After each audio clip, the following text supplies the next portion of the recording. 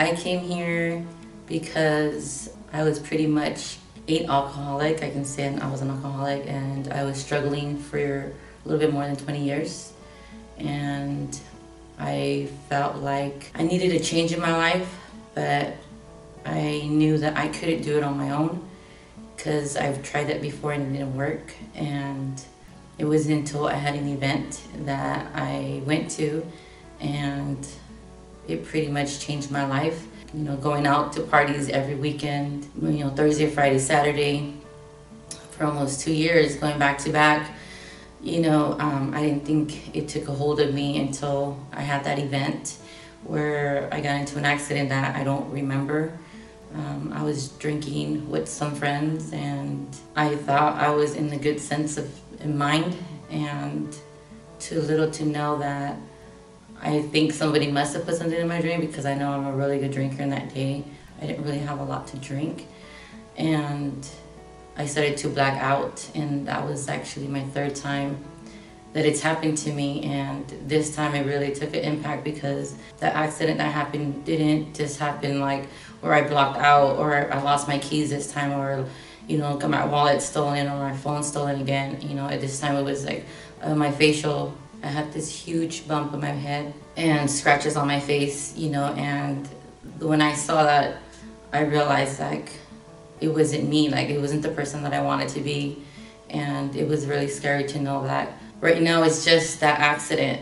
You know, next time it might not just be that accident, maybe next time will be my life or somebody else's life. And I realized that I was not just putting myself in danger, but others in danger by driving drunk. And I realized that I needed more help than just trying to quit on my own. I know I needed help, and I called a friend, because I tried to call places and it wasn't what I expected.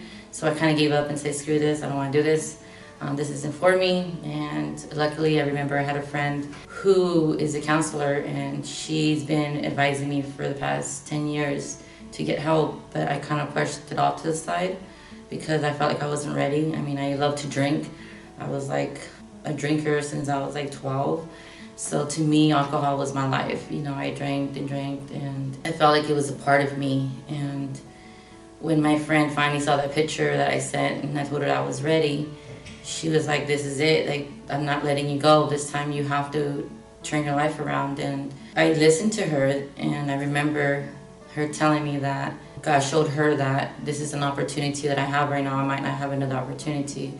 And it was funny because I felt the same way too. And then that's when I got my confirmation that it was time to get help. And she contacted somebody from Sovereign, and they gave me a call, and I talked to them. And I remember they wanted me to come right away because of my assessment that I did with them. But I felt like I wasn't ready. You know, I felt like I was still kind of confused on what I wanted to do.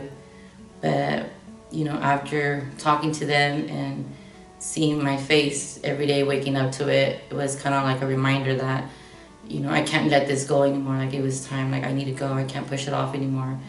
And then when I came here, it was actually very hard. When I did make the decision to come, it was a really hard thing to do. I'm not gonna say it was easy. I still was struggling even up to the airport, and coming down the elevator, I was like, nope, I'm not ready for this. I don't wanna come. Like, I know I want to stop drinking, but I just can't, you know, like, I love to drink. I don't think I can do this, you know. And I remember, you know, going down the escalators, finally going down, and I was like the last person to pick up my luggage. So I was like, I still have time to book it. Let me grab my luggage and I can try to leave, you know. And as soon as I grabbed my luggage, they called my name, and I was like, crap, this is it, this is time, you know, there's no turning back. And I remember being so nervous and scared to come here, but then I realized, like, the reason why I was so nervous and scared was because I knew this was my time. It was time for me to come when I picked up my luggage, and I remember seeing a house manager that picked me up, and I was a total mess. I remember just dropping everything, and I was like, man, this is a sign, like, maybe this isn't for me, and maybe I should just go back home. And I remember just fighting with myself, saying, like, you know, should I go, should I stay, should I go, should I stay? And at the end of it, I knew it was just a feeling of, you know, of the moment that I was just scared, you know. And that I can get through this. And once I got in the van, I remember coming here and I was like still kind of scared. But then once I got here, the staff was amazing. I mean, they were, really good and very helpful. And, I think that gave me a peace of mind, because I was like really scared. And it was my first time being away from my family and being in a treatment. I'm really glad that, the staff was very supportive and really kind to me, because it made it so much easier to come in my first night. And once I came in, I mean, everything seemed to be a little bit at ease. But, once counseling started coming along, it seems like it became a little bit harder and harder, because you don't realize how important it is to get help from your therapist. Like, I used to think like therapy isn't for anybody, like it's just a waste of time, but I can say that I have the best therapist here. Like, but if it wasn't for my therapist, and one of the managers that helped me to open up to my therapist, I think I wouldn't be here right now, because I was so struggling with myself and struggling that I didn't want to open up and be honest, like I knew I was in like a bad person, but I didn't want to be honest about certain things in my life that were too personal. I didn't realize that those personal things were actually affecting, my life. And when I realized how bad it was and how much it affected me, I realized that I wouldn't be able to be where I'm at today if it wasn't through these counselings, through these sessions of, having to break down and searching that inner child that nobody ever thinks about. Everybody thinks like, who is that inner child? I came in thinking like, who is this inner child? What were they talking about? Is it another person?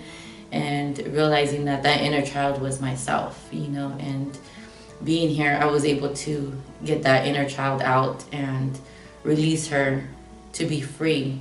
And I love the way the therapy sessions we have here, because like it's kind of cool how it's like, even with the horses, they use the horses as a good therapy for us. And I used to think like, what does the horses have to do with therapy? Like, what does this have to do with my life? And when I started working with the horses, I realized like, oh my gosh, these horses have a lot to do with my personal life, with, setting boundaries with people in my life, and, being assertive and aggressive, and I didn't know how to do that. I didn't know how to set boundaries. I didn't know how to be aggressive and assertive. I was always allowing, things in my life just to happen and allowing people to kind of dictate my life. And being here has allowed me to, open up a little bit and allowing, those boundaries to be set, and I wouldn't have got that if I didn't come here, like I didn't know how important that was to me. And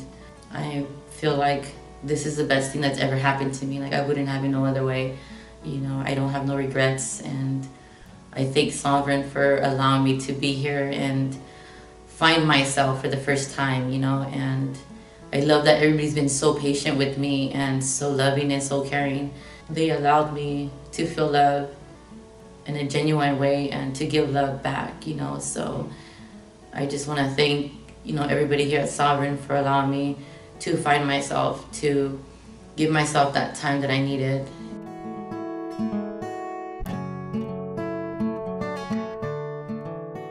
I really love the whole horse therapy. I mean, that's like a big plus. I really love the fact that, honestly, I know the groups for me in the beginning were really hard. Like, I was that person that sat in the back and didn't want to get bothered. I didn't want to talk to anybody.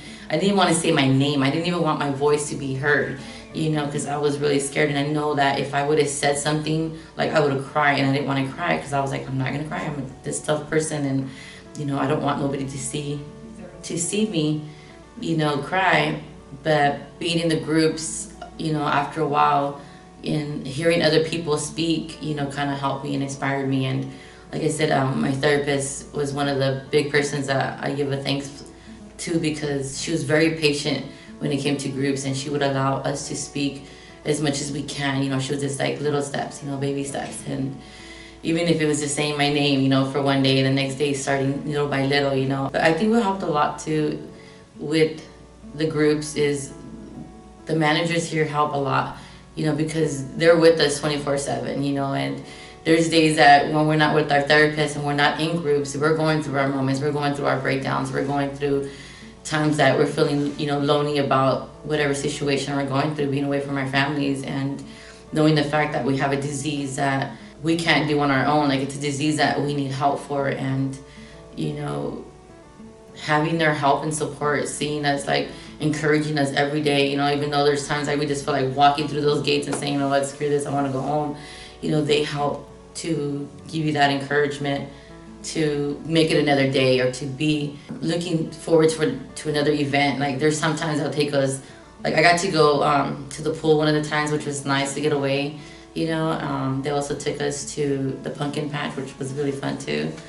And I mean, there's a lot of activities that they've done, like taking us to the movies, like letting us be in the outside world, not just, you know, thinking that you're in a treatment center and you can't see anything else but a treatment and the patients, you know, and the staff. So it was nice to be able to get out of the doors and, you know, feel like you're still part of, you know, the society out there, you know, and to me that's helped a lot.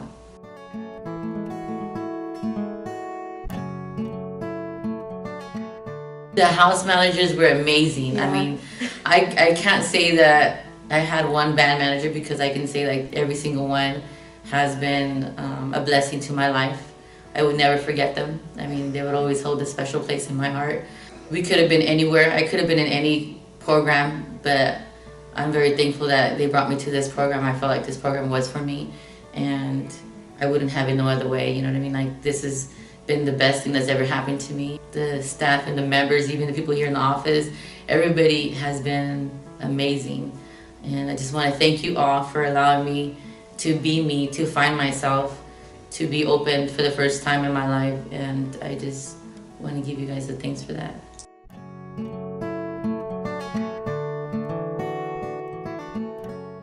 One of the things I would take with me is, I can say that all the advice that I got from the managers, you know, like there's one in particular that, man, I give it to her because she had so much patience for me. I'm like, I feel like I've always been like this hard kid, even in school. Like everybody, I was always that kid that got in trouble, and I was always at the office, and teachers would always come and talk to me, and I felt like she was like that teacher, you know, like she would come and every time I felt like I was having a bad day or a bad moment or whatever it was, the advice and the knowledge that I got from her was like amazing, because there is a lot of things that I didn't know, you know, about myself and about life and the realities of things, and she helped me a lot to see that. So my advice to people is, when you go to a treatment center, don't hold back, you know, because a lot of us come in, you know, holding back, having that guard up, you know, because we're afraid to allow anybody into our hearts, into our lives, to even know a little bit about us, you know, because we have that fear. We're here because we're struggling with addictions, or, you know, a disease that has been hunting us for years, but because we've never allowed anybody to give us the time to encourage us, you know. And I've got encouragement all my life, but it's nothing compared to the advice that I got here and all the knowledge that I got here, and the time that I'm glad that I listened, because it, you know, it has to get to the point where you gotta want it. You know, if you don't want it, it's gonna be hard for you to get what you want from the program. But if you want it and you're seeking it, you'll do whatever it takes. And taking that advice from people that have experience, that's one of the things that I loved about Sovereign, is that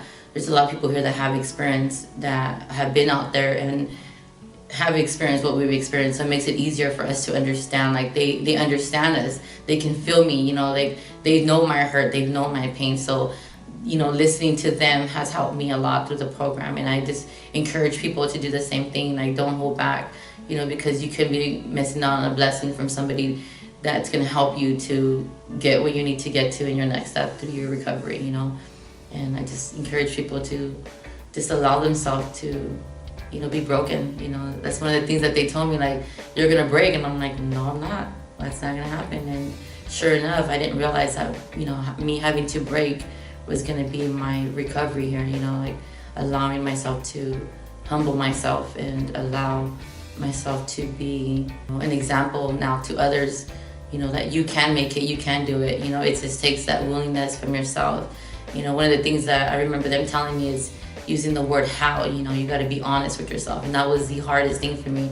I remember coming here and they telling me, you know, you have to be honest in order for you to get what you need from the recovery. You have to be honest. And I was like, crap, you know. And then they said the O was for being open-minded. You know, you have to be open to take advice, you know. And that was the hardest thing for me to do in the beginning, but now it's like it's the easiest thing for me now because I'm very open-minded, and willingness, the W is for being willingness, and you have to want to, be willing to accept anything that they have to tell you, whether it's good or bad, because the good and the bad is going to help you to get where you need to be. It doesn't have to be always the good. The bad's going to help you to grow and to take the next step to your recovery, so.